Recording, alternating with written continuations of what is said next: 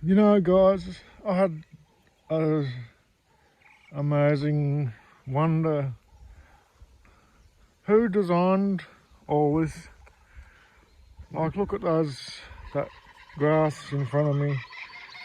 That's just amazing how tall and straight it is and how it doesn't get blown over by the wind and doesn't snap. And that's literally over 6 foot tall. And it has this particular type of design head flower on it, whatever you call it. That design of it's you could call it a flower, seed head. But who designed that? Like, why has this one got that particular head? And you look at this spiny rush. Look how different that is. In one way you could say it's ugly and it's very like coffee beans joined together with a bit of glue just to make a pom-pom on the end of the sticks, but it has its own, that's its own flower and own seed, and it has very sharp ends for some reason. Most people don't think of it as a design, they just think of it as that's how it is. They never think how it came to be about. Like these spiny rushes, look how thick their stems are. And I presume they carry some sort of store a lot of water in them for in drought times when there's no water. Those thick stems in there would hold a lot of moisture. And those seed heads, they look brown and ugly, but they've got a beauty of their own. Everything's beautiful in its own way. And then you look everywhere around, there's all different sorts of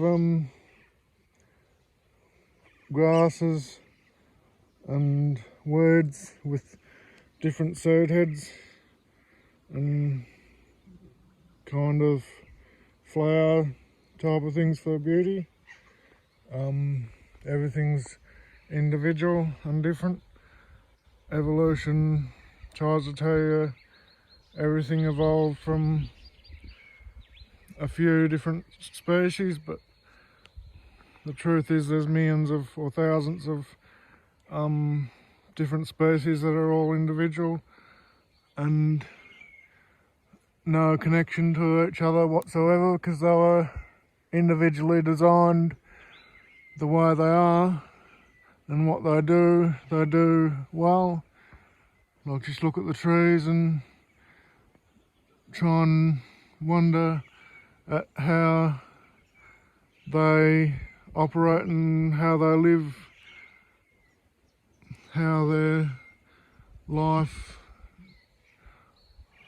like how one little tiny seed can grow into such a big tree and exist individually on its own without any help from man.